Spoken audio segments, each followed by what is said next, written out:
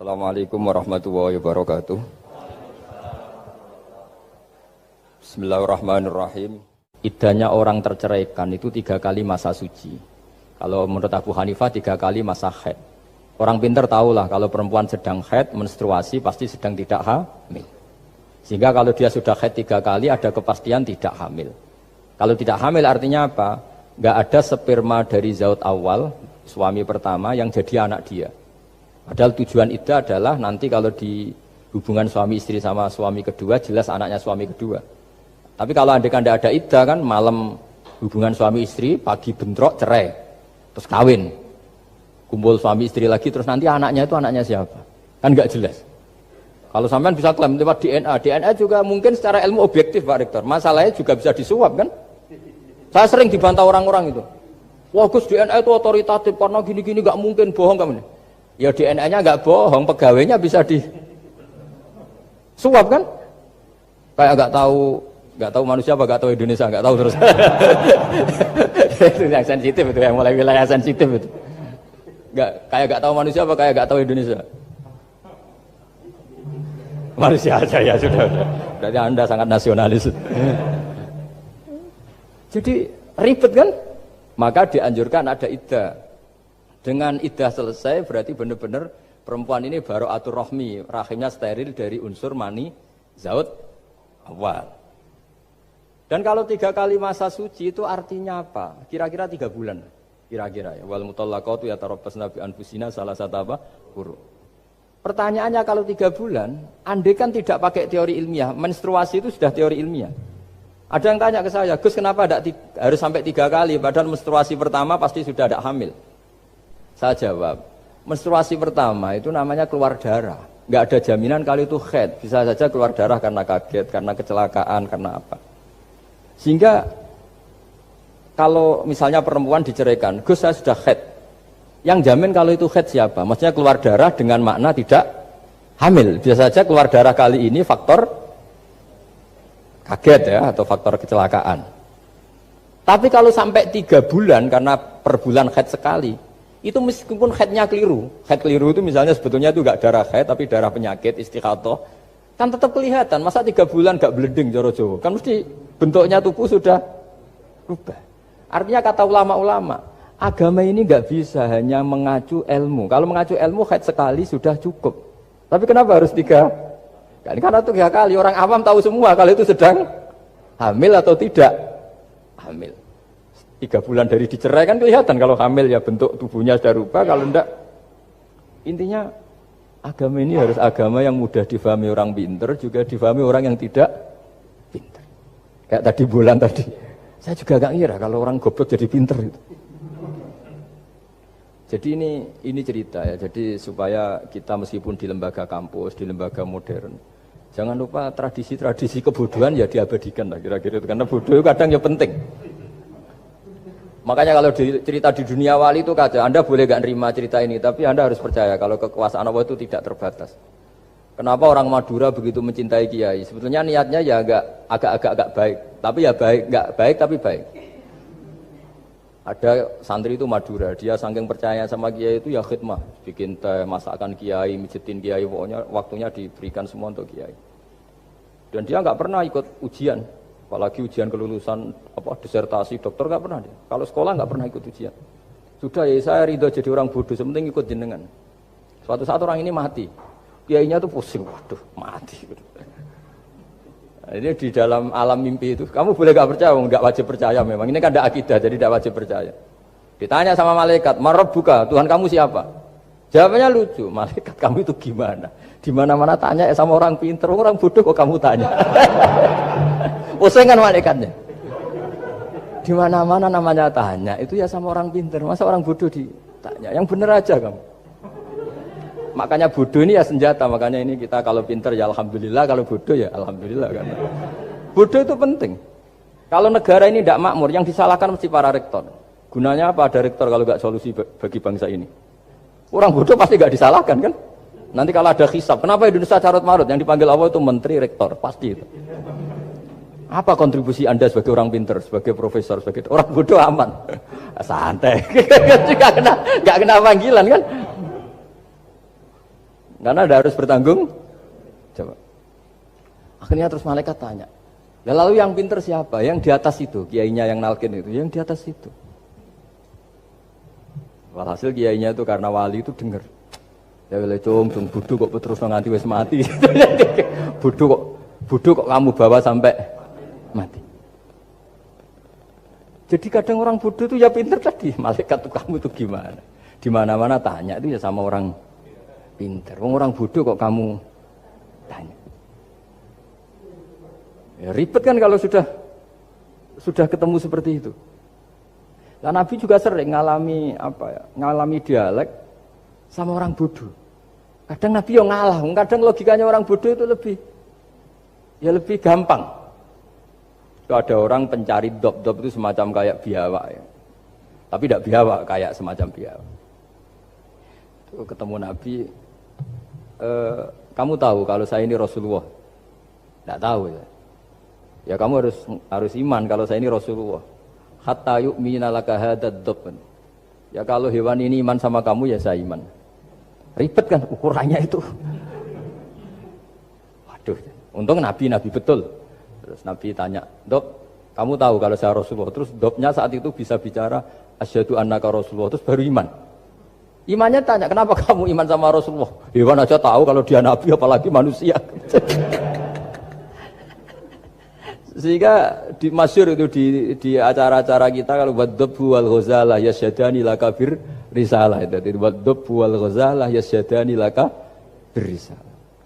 Sehingga kekeliruan kita, saya sering ngomong di mana-mana, matur di mana-mana. Masyarakat Indonesia mayoritasnya tetap yang enggak pinter. Orang Islam mayoritas yang enggak pinter. Lalu orang enggak pinter ini diabaikan sehingga mereka enggak jadi energi yang luar biasa untuk mengawal Islam atau mengawal Indonesia. Itu keliru menurut saya. Menurut saya orang-orang yang nggak pinter pun itu punya nurani. Zaman kita dijajah Belanda, itu tidak semua orang rektor, tidak semua orang profesor, tidak semua orang kiai, tidak semua orang alim. Mereka orang-orang yang nggak terpelajar, tapi tetap tahu caranya melawan apa? Belanda, melawan penjajah. Karena tadi manusia ini diciptakan itu sudah punya pengetahuan.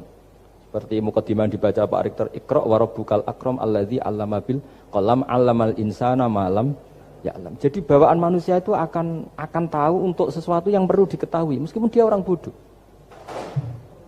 Saya ulang lagi, meskipun mereka orang apa? Orang bodoh. Nah, di sini ini Islam datang yastawi fistifadatiha fistifadati syariah ar-rijalu wasibyan, bahwa ukuran kebenaran itu adalah siapapun mudah tahu. Bahwa angka 2, angka 3, angka 5 itu adalah far'ul wahid, cabang dari angka 1. Fal aslu huwal wahid, yang asli adalah angka 1. Dan 1 ini harus 1. 0, itu ditemukan untuk setelah ada angka 1, jangan keliru kamu. Tanpa ada angka 1 tidak ada 0, 0 ada gunanya kalau ada 01. Misalnya ada orang bilang, tapi kan ada 0,5, tetap saja harus ada angka 1, nggak bisa. Kamu bayangkan 0,5 kan karena ada 1. Artinya apa? Kamu bilang separuh dari 1, tapi itu pun karena sudah ditemukan aljabar. Makanya kalau dalam matematika Arab, mungkin di sini banyak orang eksak. Kalau matematika Arab itu mudah sekali Pak. Orang Arab itu nggak mau bilang 2,5. Misalnya zakatnya tijarah itu 2,5. Itu kan kalau kita zaman SD kan garap porogapit. Itu orang Arab nggak mau. Saya pernah cepet-cepetan garap matematika, yang ahli matematika sama saya itu cepet saya. Karena saya pakai matematika bodoh. Justru itu gampang.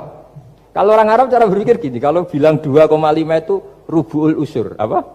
Rubu'ul usur. Dari rubu'ul usur gini, 1/4 dari 1/10. Jadi misalnya 100 1/10-nya berapa? 10. Setelah 10, 1/4-nya berapa? 2,5. Jadi bertahap, rubu'ul usur. Sehingga misalnya gitu, 1 juta kan angkanya nolnya kan 6. Kalau kamu porogapit 2,5 kan kuweselan dia porogapit. Kalau orang Arab gampang, 1 juta, 1/10-nya berapa?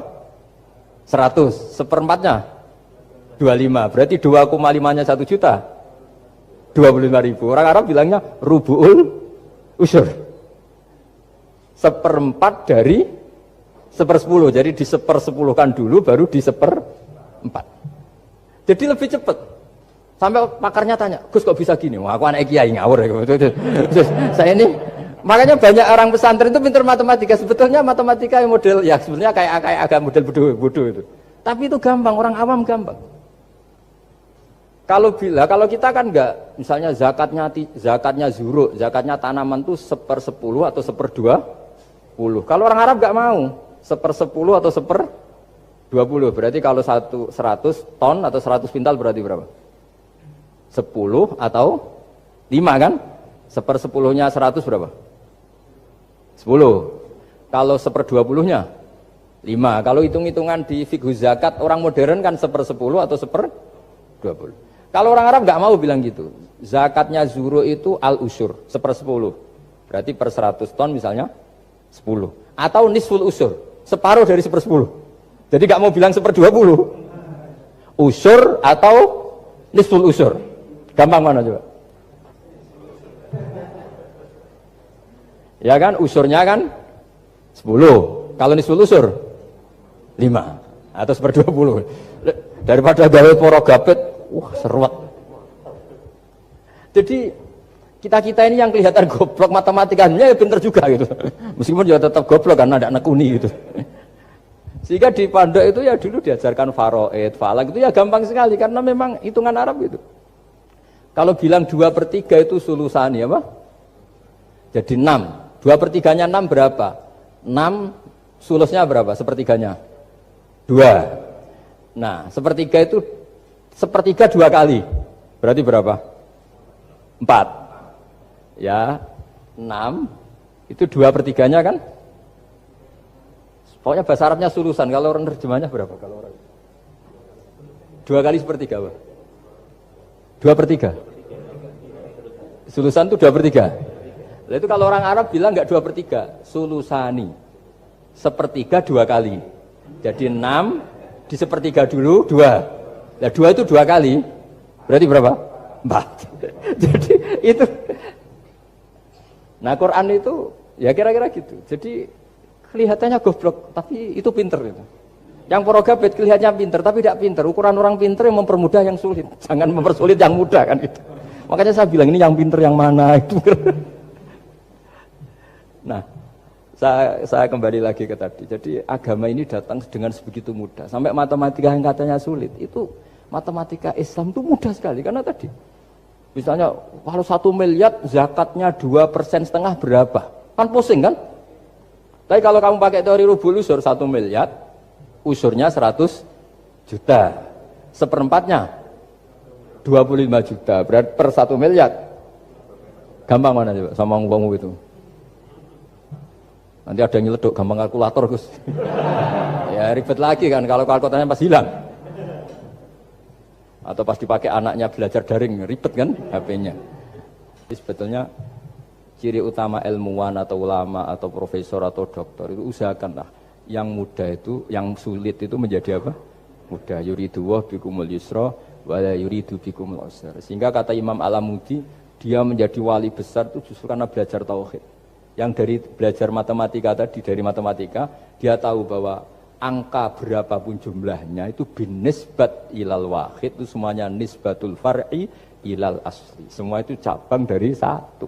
Alam ini kayak apa besarnya, apa Mars, ada Jupiter, tetap semuanya nisbatnya ke Allah adalah nisbatul far'i ilal asli. Semua itu diciptakan oleh pokok yang satu, yaitu Allah Subhanahu